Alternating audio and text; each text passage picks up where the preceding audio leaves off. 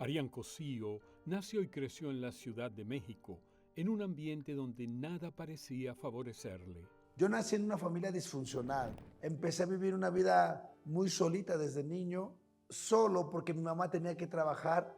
Mi única compañera era mi hermana. El ambiente donde yo empiezo a vivir, empieza a haber alcoholismo en mis tíos, drogadicción. Y de repente mi mamá se junta con otro hombre porque mi mamá se embaraza y nace un tercer hijo. El nuevo esposo de su mamá no era el papá que Arián necesitaba. Un hombre alcohólico, violento, se lleva a vivir a mi mamá a otro lado y nos deja con mi abuelita. La abuelita cuidaba a los 3 niños y por la tarde la mamá de Arián pasaba a recoger al bebé. Mi mamá tenía que trabajar y a las 6 de la tarde todos los días mi hermana y yo emocionados por ver a mi mamá. Pero solamente era decirle, mamá, mamá, te extraño, mamá, qué gusto verte.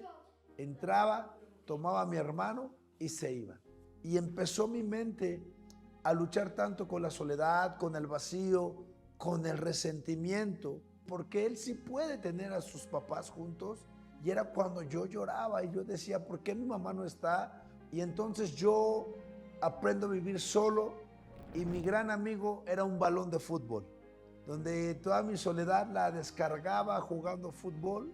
Y para hacer su situación aún más difícil, unos niños que vivían cerca de Arián lo molestaban frecuentemente. Pero llegaban los niños y me robaban y me golpeaban, me lastimaban. Entonces era cuando yo lloraba y me daba cuenta de la necesidad de tener una mamá que me protegiera, que me cuidara, que me defendiera. Pero una tía tomaría en cierta forma el papel de esa mamá.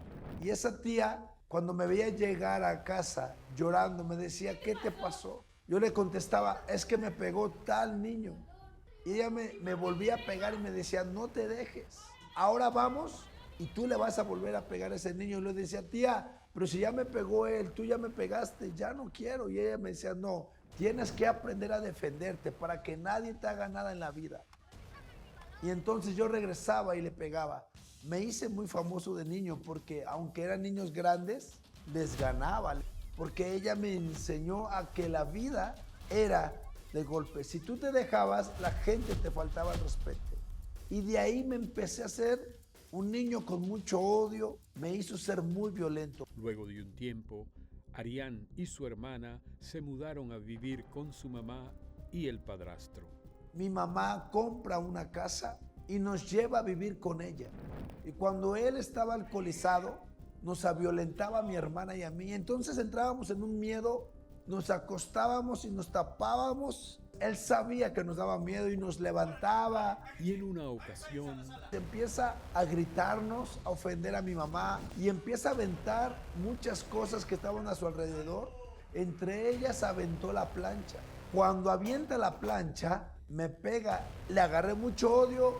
y en ese momento, todo el enojo que había en Arián se desbordó. Y yo agarré un cuchillo.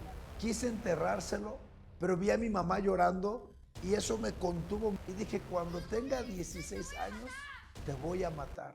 Y en medio de su cruda realidad, Arián encontró en el fútbol un refugio donde calmar su dolor. El fútbol fue lo que me tranquilizaba y gracias al deporte nunca agarré un vicio. Yo decía dentro de mí, cuando yo sea grande, les voy a demostrar que puedo ser alguien en la vida. Así que el fútbol se convirtió en su sueño mientras crecía. Por jugar pues me pagaban equipos. Llegué a jugar en tercera división y dentro de la cancha yo me sentía importante porque lo que yo decía antes de jugar todos me hacían caso. Cuando metía goles la gente gritaba mi nombre, me emocionaba. Y el fútbol me empezó a llenar de alegrías, que por eso es que para mí el fútbol fue como mi Dios.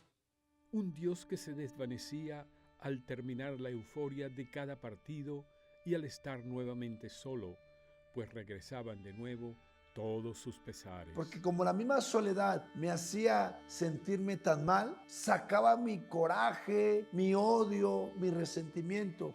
Una vez, estando en casa de mi mamá, estaba el hermano del esposo de mi mamá. Estaban tomando y escucho como que estaban peleando, diciendo, tus hijos son unos bastardos. Y mi mamá llorando gritaba, mis hijos no son bastardos, porque tienen a su mamá. Pero cuando escucho esa palabra de bastardo, dolió tanto mi corazón. Empecé a poner una almohada en mi cabeza y gritaba llorando, yo no soy un bastardo, yo no soy un bastardo. Me metí al baño, golpeé mi nariz. Y yo quería que el agua de la regadera cayera y me desangrara porque yo decía, no le importo a nadie. Yo quería quitarme la vida. Pero Dios tenía otros planes para el joven Arián. Y unos días después de este intento fallido de suicidio, yo estaba con una noviecita sentada. En ese momento llega su primo y me dice, Arián, vengo a hablarte del Dios que te ama.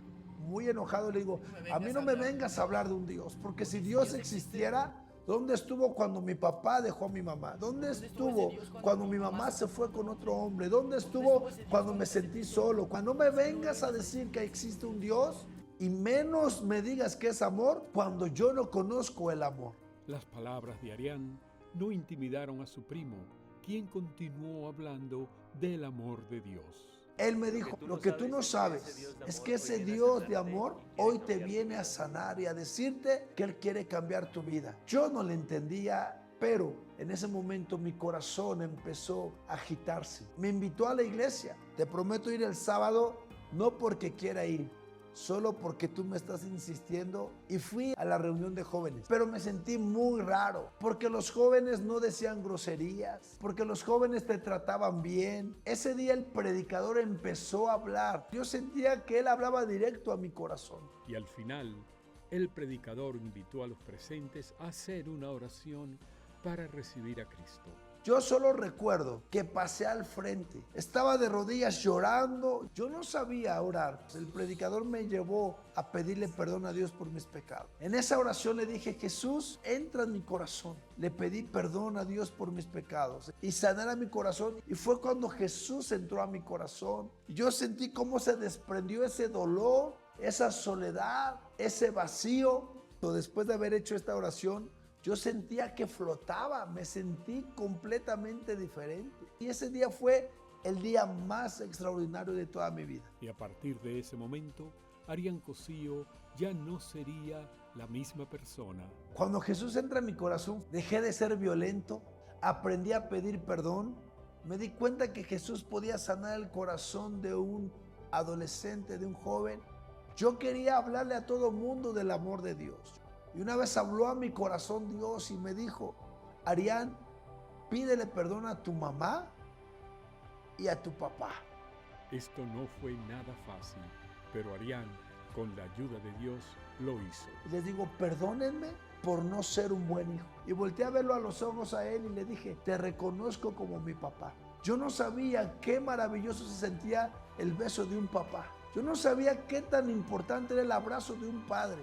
Ese hombre que yo pensé que era malo, empezó a llorar. A partir de ahí, ese hombre que tanto odié fue mi mejor amigo. Y tuve el privilegio de ser su pastor de mi mamá y de mi papá. Tuve el privilegio de bautizar a mis padres y de casar a mis padres. Y con un corazón lleno de alegría, Arián confiesa: estoy tan agradecido con Dios, siempre me levanto a agradecerle y a decirle, Dios, quiero ser una persona que te sirva todos los días de mi vida. Hoy Arián reconoce que si Cristo no hubiese venido a mi vida, yo creo que yo probablemente estuviera en la cárcel por haber matado al esposo de mi mamá.